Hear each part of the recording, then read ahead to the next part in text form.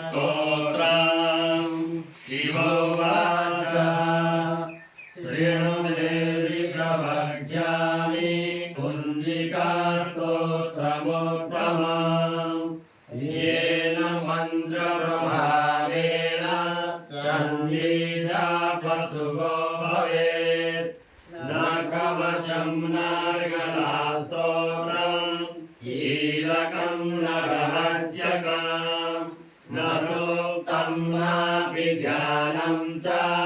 न न्यासो न च वाचनम्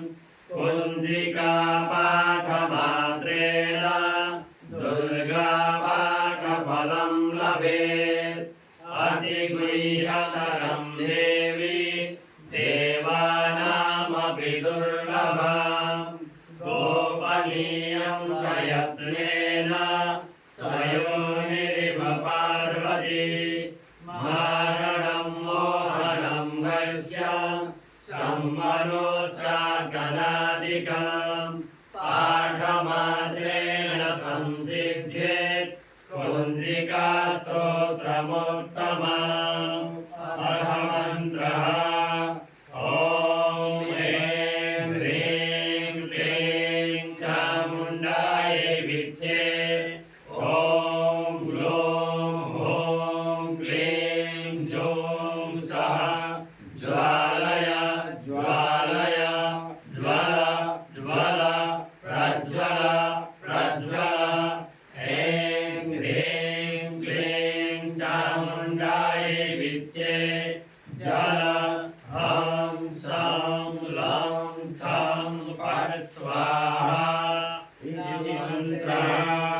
नमस्ते रुद्ररूपिण्यै नमस्ते मधुमर्दिने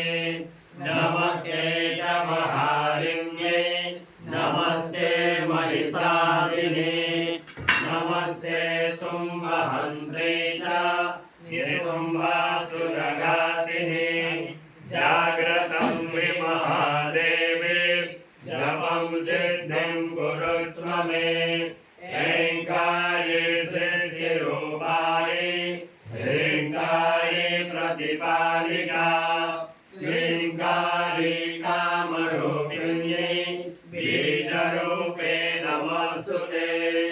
चामुण्डा चण्डघाते च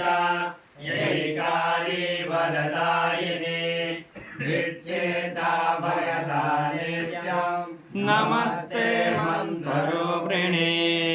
ॐ ह्रीं दुं दुर्गते पत्नी ॐ ह्रीं ॐ वागणेश्वरी